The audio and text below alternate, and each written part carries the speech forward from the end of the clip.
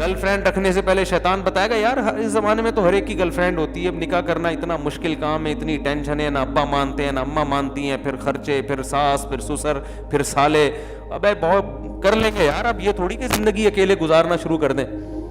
تو یار کیا ہو گیا اگر ہم کوئی غلط تھوڑی کر رہے ہیں, یہ چیزیں شیطان بتاتا ہے. ہم کوئی بری باتیں تھوڑی کر رہے ہیں, ہم تو اس کو حج اور عمرے کی ترغیب دیتے ہیں فون کر کے, ٹھیک ہے نا. تو ہم تو اچھی اچھی باتیں کرتے ہیں, ہم کوئی گندی باتیں بھی نہیں کرتے, اور اگر گندی باتیں ہی کی ہیں تو باتیں ہی کر رہے ہیں نا, کوئی کام تھوڑی گندا کر رہے ہیں. تو یہاں سے شیطان جو ہے نا ایک برائی کو, او بھائی قرآن کے صاف الفاظ ہیں, عورت کو اللہ نے پیدا کیا بیوی بنانے کے لیے, بس بیوی بناؤ. ولا متخذات اخدان, دوستیاں لگانے کی اجازت. خدن کہتے ہیں گرل فرینڈ کو, سہیلی کو, خفیہ دوستی کو خدن, اخدان اس کی جمع آتی ہے. لا متخذات اخدان, اللہ نے صاف لفظ میں گرل فرینڈ کا ذکر کیا قرآن میں.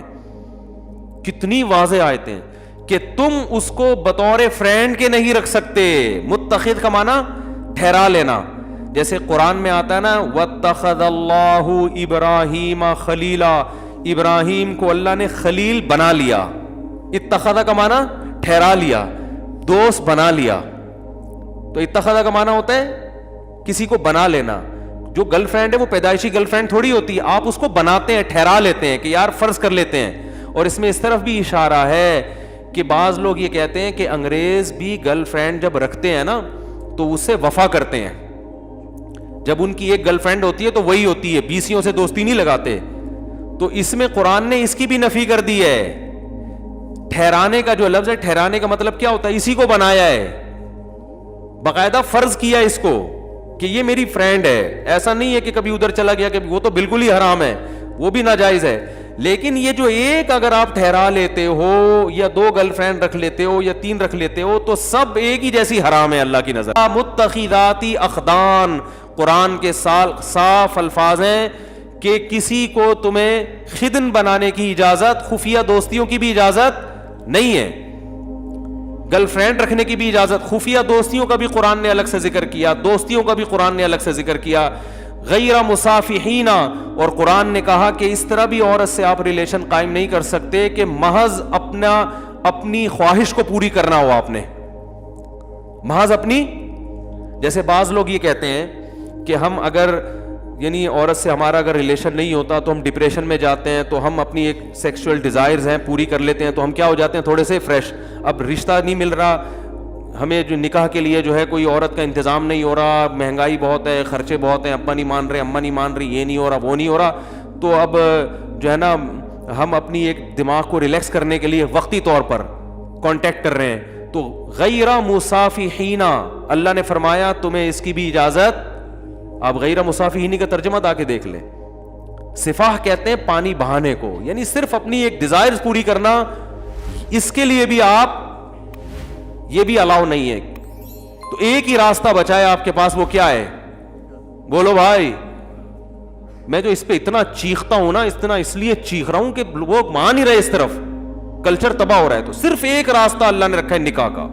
اس میں پھر بے شک آپ کی نیت خواہش پوری کرنے کی ہو, لیکن بیوی بنا کے اگر خواہش پوری کرنے کی نیت سے بھی کسی سے نکاح کریں گے تو چونکہ اس کے حقوق آپ کے ذمہ لازم ہوں گے, آپ نے حقوق ادا کرنے ہیں, تو اس میں اگر آپ کی نیت عیاشی بھی ہے تو وہ برا عمل, بولو بھائی, نہیں ہے. یہ میں اس لیے کہہ رہا ہوں کہ لوگ اس میں بھی اللہ کی حدود سے تجاوز کرتے ہیں. بعض تو ایسے ہو گئے ہیں لبرلزم کی انتہا کو, لبرل پنے کی انتہا کو پہنچے ہوئے ہیں. انہوں نے بھائی ہماری مجبوری ہے اور گرل فرینڈ نہیں ہوگی تو ہم ڈپریشن میں جاتے ہیں, اور یہ ہو جاتا ہے, وہ ہو جاتا ہے, تو مجبوری ہے. اور بعض نے پھر وہ جو آج کل ایک نیا فتویٰ چل رہا ہے یوٹیوب پہ, جو ہے نا اپنے ہاتھ سے اپنی خواہش پوری کرنے کی بھی بعض لوگ گنجائش دے رہے ہیں. تو یہ تمام راستے اللہ نے میرے بھائی کیا کر دیے, بند. آپ کے پاس اللہ نے صرف ایک راستہ چھوڑا ہے, وہ کیا ہے, نکاح. تو اب ایک طرف غلو تو یہ ہے کہ حرام چیزوں کی اجازت, دوسرا غلو یہ ہے کہ حلال میں بھی لوگوں نے کچھ اپنی طرف سے قیدیں لگا دی ہیں. مثال کے طور پر ایک آدمی اگر شادی کر رہا ہے, وہ صرف اس لیے شادی کر رہا ہے کہ یار میں ایک حلال لذت سے فائدہ اٹھانا چاہتا ہوں. بعض دفعہ انسان کسی لڑکی کے حسن و جمال سے متاثر ہو کے شادی کرتا ہے, خوبصورت ہے وہ, تو اس پہ بھی اسلام میں کوئی پابندی, بولتے کیوں نہیں بھائی, نہیں ہے, کوئی پابندی نہیں ہے. ہاں ہم ترغیب دیتے ہیں بیوہ سے کرو, اور طلاق یافتہ سے کرو، وہ ٹھیک ہے، ترغیب کی حد تک تو بہت کچھ ہے، لیکن جائز یہ بھی ہے کیونکہ زنا نہیں کر رہا وہ. اور دوسری بات یہ کہ وہ عیاشی کی نیت سے بھی اگر کر رہا ہے تو یہ عیاشی ایسی ہے جو عیاشی برا عیاشی نہیں ہے. اس لیے کہ جس سے بھی آپ نکاح کرو گے، چاہے خوبصورتی کی بیس پہ کر رہے ہو، جب بیوی بنے گی تو 10 ذمہ داریاں آپ کے اوپر، بولتے کیوں نہیں بھائی، آ جائیں گی. تو یہ عیاشی اپنے خرچے پہ ہو رہی ہے، لہذا اس پر کسی کو انگلی اٹھانے کی اجازت نہیں ہے. اپنے خرچے پہ ہو رہی ہے، اپنی ذمہ داری پہ ہو رہی ہے، ٹھیک ہے نا، تو جائز ہے یہ. اس لیے علماء نے مسئلہ بیان کیا، 1000 سال پہلے فقہ کی کتابوں میں یہ مسئلہ لکھا ہوا ہے کہ ایک آدمی صرف عیش کی نیت سے بھی اگر شادی کرتا ہے، خوبصورت سے خوبصورت لڑکی تلاش کر کے وہ نکاح کرتا ہے، لیکن اس کا ارادہ ہے کہ میں اس کے حقوق ادا کروں گا، تو ایسے آدمی کو ملامت کرنے والے پر کفر کا خطرہ ہے.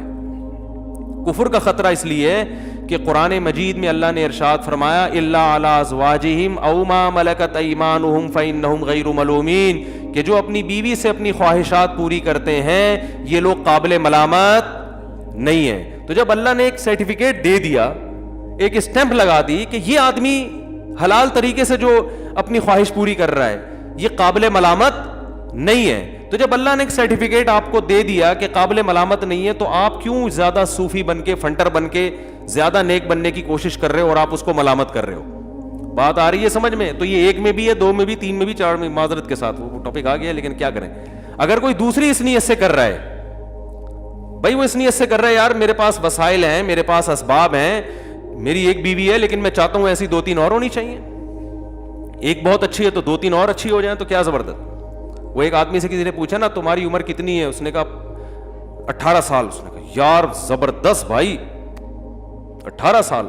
تو 10 سال بعد ملا، پوچھا کتنی عمر ہے، کہہ رہے 18 سال. کہہ رہے 10 سال پہلے بھی 18. اس نے کہا آپ 18 پہ اتنے خوش ہوئے تھے کہ دوبارہ سے 18 سال ہے. ٹھیک، دوبارہ سے کتنی ہے؟ 18 سال. آپ کے جواب سے مجھے مزہ اتنا آیا تھا. تو ایک آدمی کی شادی ہوئی، اتنی اچھی بیوی ملی اس کو، تو بھائی یار ایک اور ایسی ہو جائے، اللہ نے وسائل دیے ہیں، میں گھر دے سکتا ہوں، الگ گھر اس کے ساتھ نہیں، گھر دے سکتا ہوں اس کو، میرے پاس وسائل ہیں، کوئی بات نہیں بھائی. اگر آپ کا مقصد صرف جائز عیش و عشرت ہے تو بھی ٹھیک ہے، کوئی دوسرا آپ کو ملامت، تو اسلام نے اس کو لیگل قرار دیا. کیونکہ وجہ اس کی ہے کہ اس بہانے کسی عورت کو ٹھکانہ تو مل رہا ہے نا، اس کو ایک عدد میاں بھی تو مل رہا ہے، اس کی بھی تو حلال خواہش پوری ہو رہی ہے، اور دوسرا اس کو کفالت مل رہی ہے، اس کی اولاد کو باپ مل رہا ہے، اس کی ہونے والی اولاد کو. تو اتنے سارے اسلام اس کو فائدے عورت کو اس عمل کے ذریعے پہنچاتا ہے. اس لیے اسلام نے اس کی کھلی اجازت دی ہے کہ عیش کی نیت سے بھی کرتے ہو، اس پہ کوئی صوفی پابندی نہیں لگا سکتا. سمجھتے ہو کہ نہیں سمجھتے ہو؟ تو اس لیے اس میں گھبرایا نہیں کرو. اگر کوئی میرے پاس لوگ آ رہے ہیں گھبرائے ہوئی ٹانگوں کے ساتھ، یار وہ لڑکی مجھے بہت پسند آ گئی ہے اور میں تو، لوگ کہنے دیں کہ یار تم تو مزے کے لیے شادی کر رہے ہو، تو یار میں تو، میرا بھی ضمیر مجھے ملامت کر رہا ہے. میں نے کہا کیوں ملامت کر رہے بھائی؟ آپ اپنے پیسوں سے نہاری کھاتے ہو مزے کے لیے، اپنے پیسوں سے انڈے والے برگر کے بجائے زنگر برگر کھا رہے ہو آپ، تو حلال ہے نا. تو ایسے ہی میرے بھائی یہ بھی حلال ہے، لیکن اس میں عورت کو کیا ہے؟ فائدہ ہے. فائدہ یہ ہے کہ جیسے اللہ نے ڈیزائرز آپ میں رکھی ہیں، عورت کے اندر بھی ڈیزائرز رکھی ہیں. آپ میں رکھی اس لیے تاکہ آپ اس کی ڈیزائرز پوری کرو، اور اس کی ڈیزائرز، اس کے ذریعے آپ کی ڈیزائرز پوری ہوں. اگر اس خواہشات پہ آپ قابو پا کے بیٹھ جائیں گے تو صرف آپ کا نقصان نہیں ہے، عورت کا بھی نقصان ہے. اس میں بہت مشکل ہے بات سمجھانا. دیکھو اگر ہم برگر انڈے والا کھانا چھوڑ دیں تو اس برگر والے کا بھی تو نقصان ہے نا اس میں. وہ کہے گا یار تم لوگ مسور کی دال پہ گزارا کر رہے ہو، میرے تو انڈے والے برگر کے کاروبار سارا کیا ہو گیا؟ ٹھپ ہو گیا نا. تو ہم یہ کہیں گے بھائی جن کے پاس پیسہ ہے وہ انڈے والا برگر بھی کھائیں، زیادہ پیسہ ہے تو زنگر برگر بھی کھائیں وہ، کیونکہ برگر والوں کو بھی تو اللہ نے روزی دینی ہے کہ نہیں دینی.